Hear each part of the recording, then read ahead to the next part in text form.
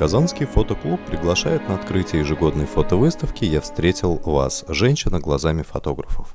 Это вторая за последние 3 года фотовыставка, в которой участвуют 53 автора и 197 фотографий, среди которых работы Владимира Зотова, Сергея Ермолаева, Дмитрия Мелентьева, Альберта Габдулхакова и других авторов.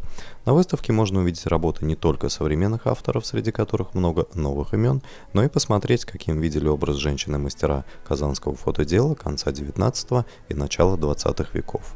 Куратор выставки Фарид Губаев. Адрес проведения выставки: Карла Маркса, 57, выставочный зал. Ждем вас на открытии 8 марта в 15 часов.